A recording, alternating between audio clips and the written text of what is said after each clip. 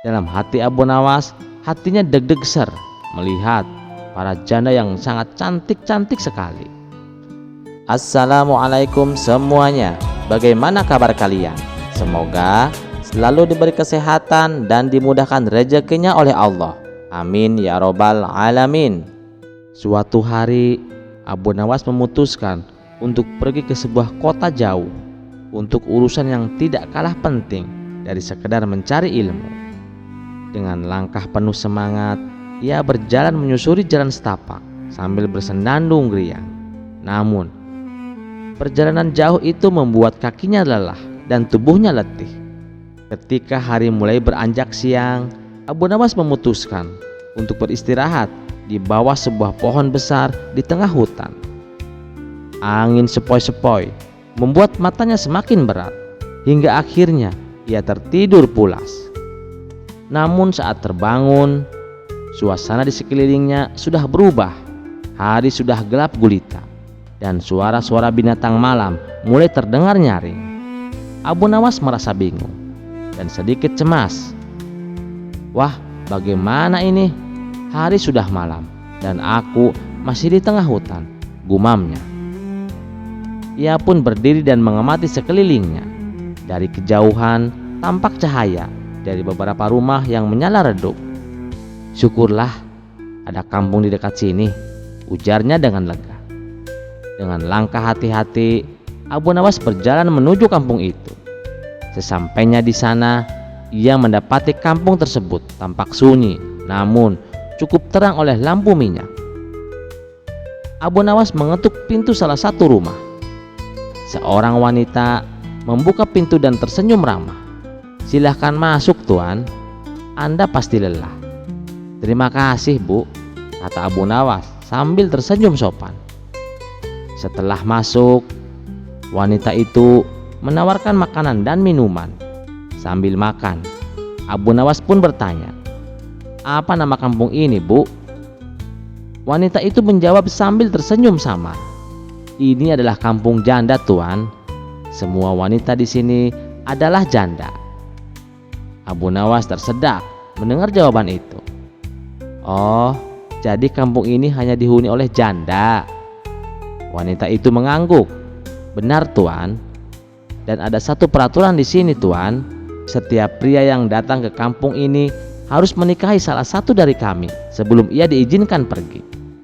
Abu Nawas terperanjat.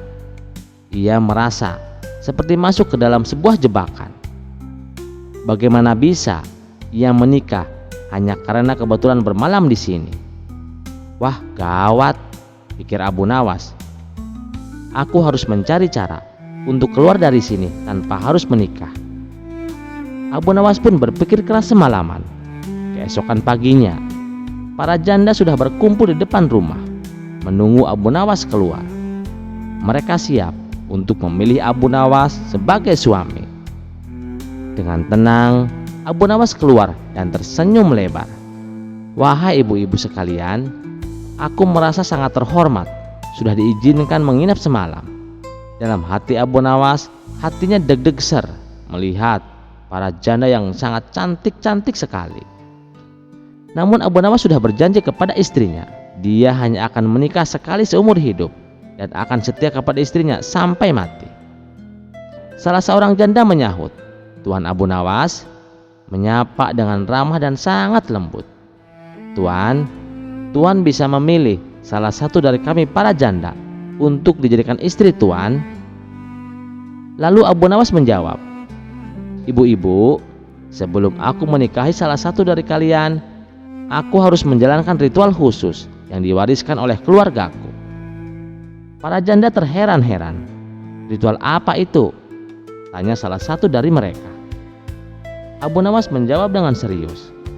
Aku harus berlari keliling kampung 3 kali sambil meneriakkan doa khusus. Jika aku berhasil menyelesaikan ritual ini, barulah aku bisa menikah. Para janda merasa tidak ada yang aneh dengan permintaan itu dan mereka menyetujuinya. Abu Nawas pun mulai berlari. Sambil berlari, ia mengucapkan doa keras-keras. Namun, sebenarnya ia mulai mempercepat langkahnya. 1 putaran selesai, ia semakin cepat 2 putaran selesai, ia seperti angin. Dan saat memulai putaran ketiga, tiba-tiba Abu Nawas langsung lari ke arah hutan. "Wahai para ibu-ibu, tunggu aku di sini. Aku akan segera kembali," teriaknya sambil berlari kencang. Para janda sadar bahwa mereka telah dikelabui oleh Abu Nawas. Mereka hanya bisa saling pandang dengan wajah yang penuh kekesalan. Kisah selanjutnya dikisahkan ada 3 orang pemuda miskin yang ingin merubah hidupnya menjadi orang sukses tanpa harus bekerja ataupun berusaha. Mereka adalah Abu Nawas, Ammar, dan Hafiz. Ketiga orang ini hidup di daerah Syam. Suatu hari mereka bertiga terlibat pembicaraan yang serius. Mereka sedang membicarakan tentang sosok Nabi Khidir. Konon, Nabi Khidir hanya bisa ditemui oleh orang-orang tertentu seperti para waliullah. Namun bagi orang-orang awam tentu sangatlah sulit. Adapun kebiasaan Nabi Khidir, setiap datang musim haji, beliau menunaikan sholat Jumat di Masjidil Haram. Tapi bila hari Jumatnya bertepatan dengan hari wukuf, dan pada hari itu hari wukuf kebetulan jatuh pada hari Jumat. Bila bisa bertemu dengan Nabi Khidir, kita bisa meminta didoakan apa saja. Kita bisa kaya tanpa harus bekerja keras, kata Abu Nawas. Tapi kan untuk bisa bertemu dengan beliau sangatlah sulit, sambung Ammar. Jangan khawatir, bukankah musim haji tahun ini wukufnya jatuh pada hari Jumat? Yang saya dengar, di hari tersebut Nabi Khidir sholat Jumatnya di Masjidil Haram. Kita cari beliau di sana, usul Abu Nawas. Tapi bagaimana caranya Abu Nawas? Kita kan tidak tahu mana yang Nabi Khidir dan mana yang bukan, tanya Hafiz. Oh, gampang. Ciri-ciri Nabi Khidir, salah satu ibu jarinya lunak tak bertulang, jawabnya. Berarti kita harus menyalami ribuan manusia yang ada di Masjidil Haram, tanya Abu Nawas. Itulah yang sulit, keluh orang yang bernama Ammar. Tapi kan tidak ada salahnya kalau kita coba, ujar Hafiz. Mereka pun sepakat untuk menemui Nabi Khidir di Masjidil Haram. Maka pada keesokan harinya berangkatlah mereka menuju tanah suci Makkah. Mereka pergi dengan bekal seadanya. Perjalanan yang mereka tempuh alangkah sulitnya. Telah 2 minggu lamanya mereka berjalan kaki, menempuh padang pasir yang luas dan gersang. Tapi belum juga sampai ke tempat yang dituju, berbagai macam rintangan telah mereka hadapi. Bukan hanya sekedar kekurangan air dan makanan, tapi juga bahaya yang mengancam jiwanya. Kadangkala mereka harus menghadapi orang-orang jahat. Kalaulah tidak dengan tekad yang kuat, tentu mereka sudah mengurungkan niatnya. Terkadang timbul juga rasa takut dan putus asa.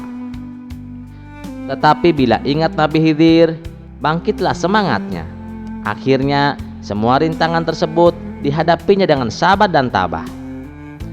Segala penderitaan dalam perjalanan dianggap sebagai cobaan. Mereka begitu semangat untuk bertemu dengan Nabi Khidir. Sementara itu, keadaan mereka bertiga semakin lemah.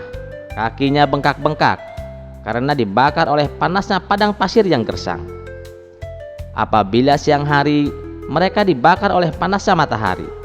Dan bila malam hari, hawa dingin mencekam di sekujur tubuhnya. Semua itu dihadapinya dengan tabah. Ketika hampir tiba di kota Makkah, mereka menjumpai pemandangan yang menyedihkan. Waktu itu, daerah yang dilewatinya sedang dilanda wabah kolera yang luar biasa. Banyak warga yang tertular dan akhirnya meninggal. Tetapi untunglah mereka bertiga selalu dalam keadaan sehat. Dan pada keesokan harinya, sampailah mereka ke tempat tujuan, yaitu kota Makkah Al-Mukarramah. Betapa bahagianya mereka bertiga. Tanpa terasa, berlinanglah air matanya. Segala penderitaan mereka selama dalam perjalanan terasa hilang musnah seketika. Tidak ada perasaan lain kecuali kegembiraan. Dan pada waktu itu kota Makkah sangat ramai. Ratusan ribu umat Islam berkumpul di sana, sedang menunaikan ibadah haji. Singkat cerita, tibalah waktu yang ditunggu-tunggu. Saat azan sholat Jumat berkumandang, mereka segera memasuki Masjidil Haram. Mereka lalu mengamati pintu mana yang paling banyak dilewati orang. Akhirnya, mereka pun menyusun sebuah rencana. Ketiga orang ini membagi tugas berjaga-jaga di depan pintu masing-masing. Mereka mengambil posisi sholat Jumat tepat di samping pintu keluar. Ketika sholat Jumat telah selesai, mereka segera menuju pintu keluar. Tiap orang berdiri di depan pintu yang telah ditentukan. Kemudian dihadangnya semua orang yang lewat untuk dijabat tangannya. Tidak ada seorang pun yang dibiarkan lolos. Semua orang diajaknya bersalaman, diraba pangkal ibu jarinya. Barangkali orang yang diajak salaman adalah sosok Nabi Khidir. Setelah sekian lama, mereka belum juga menemukan. Entah sudah berapa ribu orang yang mereka ajak salaman. Mereka pun hampir putus asa. Ketika suasana masjid mulai sepi dengan jamaah, tiba-tiba Abu Nawas berteriak, "Nabi Khidir! Ini dia Nabi Khidir!" teriak Abu Nawas sambil terus memegangi lelaki yang sudah tua. Mendengar teriakan Abu Nawas, Ammar dan Hafiz langsung berlari menghampirinya. "Tuan Nabi Khidir bukan?" tanya Abu Nawas. "Ada apa ini? Lepaskan aku," balas lelaki tua tersebut. "Maaf kami tuan, kami tidak akan melepaskan tuan sebelum tuan mengatakan siapa nama tuan," ujar Abu Nawas sambil terus memegangi tangannya dengan erat. "Baiklah, aku memang Nabi Khidir. Lalu apa keperluanmu?" tanya Nabi Khidir.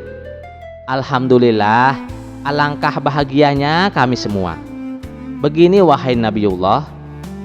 Belum sempat Abu Nawas meneruskan kata-katanya, Nabi Khidir langsung memotongnya. "Aku sudah tahu maksudmu. Aku diutus oleh Allah memang untuk menemui kalian," tutur Nabi Khidir. "Kalian telah bersusah payah mencariku sampai ke sini. Sekarang katakan apa yang kalian inginkan," tanya Nabi Khidir. "Saya ingin menjadi saudagar kaya," kata Ammar dengan penuh semangat. "Saya ingin menjadi raja yang berkuasa," sambung Hafiz tak mau kalah. "Kalau kamu Abu Nawas, apa yang kau inginkan?" tanya Nabi Khidir. "Kalau saya hanya ingin menjadi orang alim," jawab Abu Nawas agak malu-malu. Mendengar permintaan Abu Nawas, Nabi Khidir pun tersenyum kepadanya. "Baiklah, apa yang kalian inginkan akan kusampaikan kepada Allah. Aku akan berdoa untuk kalian supaya keinginan kalian terwujud. Tapi ingat, ketika kalian sudah menjadi sesuai dengan keinginan kalian, kalian tidak boleh sombong dan kikir. Ingatlah selalu akan asal-usulmu. Tetaplah berbuat baik," kata Nabi Khidir berpesan.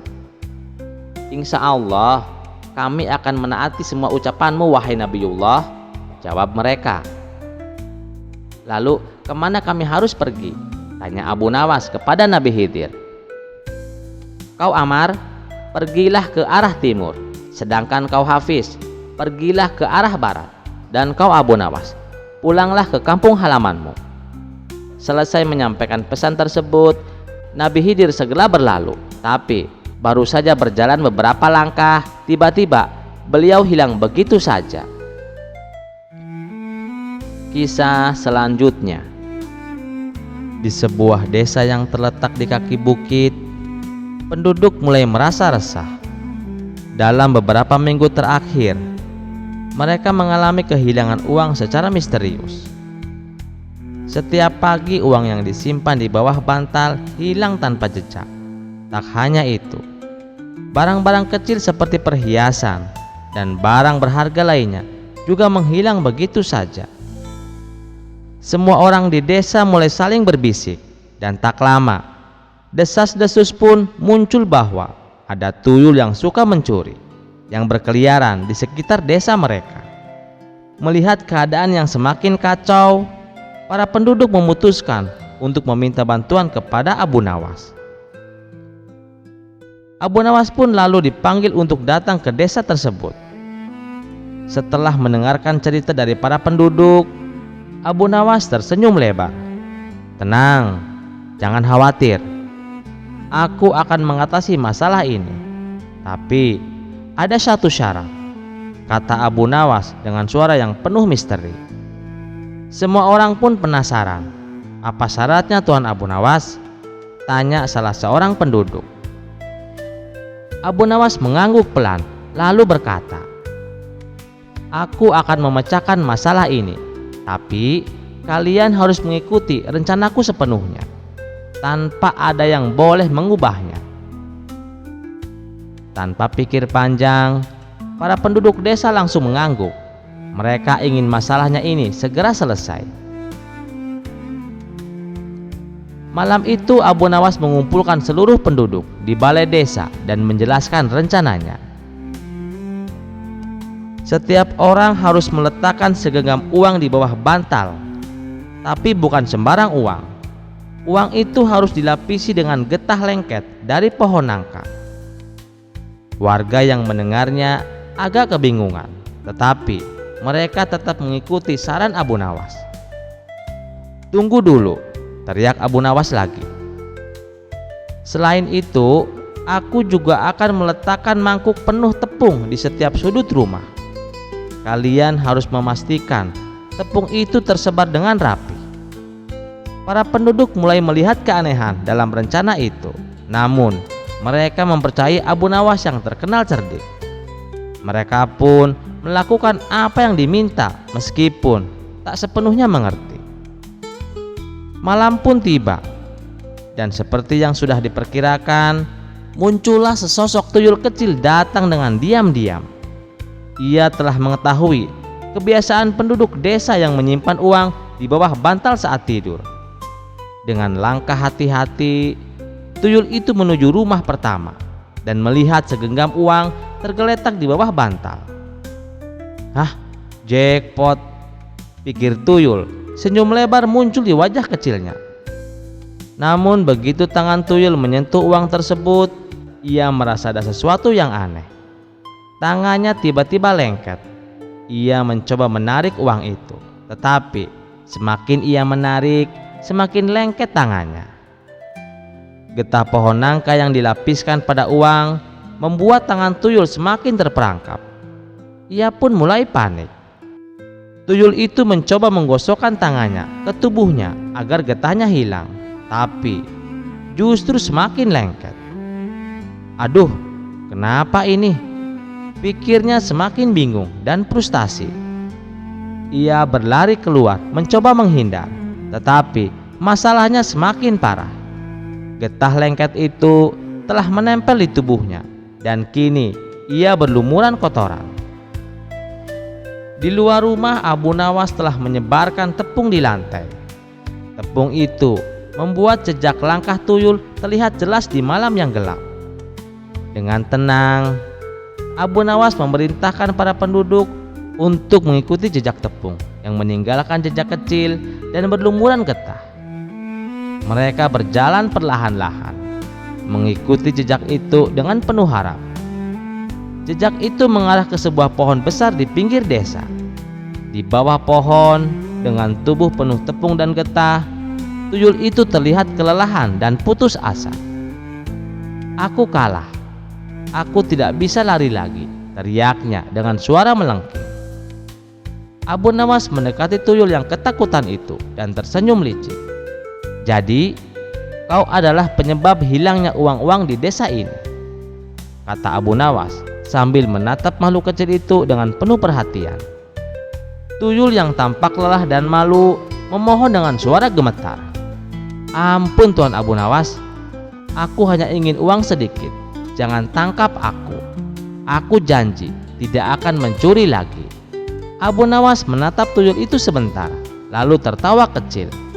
"Baik, aku tidak akan menangkapmu," kata Abu Nawas, "tapi dengan satu syarat." Tuyul yang ketakutan langsung menundukkan kepalanya. "Apa syaratnya Tuan Abu Nawas?" Aku akan melakukan apa saja." Abu Nawas tersenyum lebar. "Kau harus berjanji untuk tidak mencuri lagi di desa ini. Kau harus menghindari kebiasaan jahatmu dan mencari cara yang lebih baik untuk hidup." Tuyul itu mengangguk dengan ketakutan dan berjanji, "Aku bersumpah Tuan Abu Nawas, aku tidak akan mencuri lagi. Aku akan pergi dan tidak akan kembali lagi ke desa ini." Sejak kejadian itu, tuyul tidak pernah lagi muncul di desa tersebut. Penduduk sangat berterima kasih kepada Abu Nawas yang telah mengatasi masalah mereka dengan cara yang begitu cerdik. Mereka pun menyadari bahwa dengan kecerdikan dan ketekunan, mereka bisa mengatasi masalah tanpa kekerasan. Abu Nawas pun tertawa kecil sambil berjalan meninggalkan desa. "Kalau ingin mengusir yang jahil," katanya dengan penuh senyum, "cukup buat mereka belajar dari kesalahannya sendiri." Dan sejak itu, desa itu kembali aman. Warga bisa tidur nyenyak tanpa khawatir uang mereka akan hilang lagi. Dan mereka tak akan pernah lupa pada pelajaran yang diajarkan Abu Nawas. Kisah selanjutnya. Di sebuah kampung tempat Abu Nawas tinggal, hiduplah seorang pemuda yang suka berbuat usil. Hampir semua warga pernah menjadi korban keusilannya. Yang membuat warga kesal, pemuda ini sama sekali tidak punya sopan santun pada yang lebih muda. Ia tak segan-segan mengganggu, apalagi kepada yang lebih tua. Ia juga berani bertindak seenaknya. Bagi si pemuda, yang penting ia puas dan bisa tertawa. Hingga pada suatu hari, si pemuda pun merasa suntuk. Ia memutuskan untuk berjalan-jalan keliling kampung. Saat sedang asik menikmati suasana perkampungan, dari kejauhan ia melihat seorang pria tua berjalan dengan tongkat. Pria itu tak lain dan tak bukan adalah Abu Nawas. Melihat Abu Nawas, si pemuda langsung terbesit ide untuk mengerjainya. Ia pun mengikuti Abu Nawas hingga sampai di sebuah warung tempat Abu Nawas biasa berkumpul dengan kawan-kawannya. Abu Nawas duduk santai bersama teman-temannya, sementara si pemuda menghampiri dengan wajah penuh rencana usil. "Kek, saya perhatikan kakek ini jalannya lambat, padahal kakek kan udah pakai tongkat," ujar si pemuda tanpa basa-basi.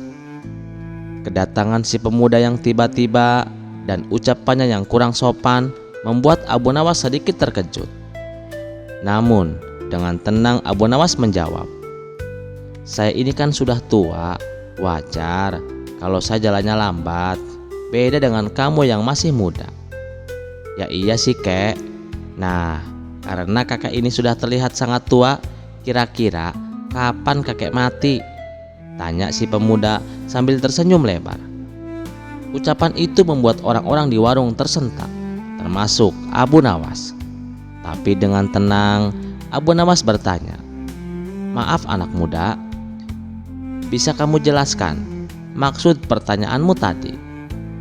Si pemuda pun menjawab sambil tertawa, "Begini kek, kalau kakek mati, nanti saya mau titip surat buat ayah saya. Ayah saya itu sudah mati beberapa tahun yang lalu kek." Mendengar ucapan itu, Abu Nawas pun merasa kesal. Namun ia tahu jika ia marah, si pemuda justru akan merasa puas karena berhasil mengerjainya. Dengan senyum penuh makna, Abu Nawas pun menjawab, "Terima kasih atas kepercayaanmu anak muda, tapi mohon maaf, saya tidak bisa memenuhi permintaanmu." "Loh, kenapa kek? Apakah kakek keberatan?" "Tenang saja kek, suratnya nanti saya selipkan di kain kafan kakek kok," balas si pemuda masih mencoba meledek. "Bukan itu masalahnya anak muda," jawab Abu Nawas dengan tenang. "Kalau nanti saya mati, saya tidak tahu arah jalan menuju neraka jahanam. Tapi jangan khawatir, saya punya solusi. Lebih baik kamu pergi ke Mesir. Surat untuk ayahmu bisa dititipkan ke Fir'aun. Dia pasti tahu alamatnya." Spontan ucapan Abu Nawas membuat semua orang di warung tertawa terbahak-bahak. Mereka tidak bisa menahan gelak tawa hingga perut mereka terasa sakit.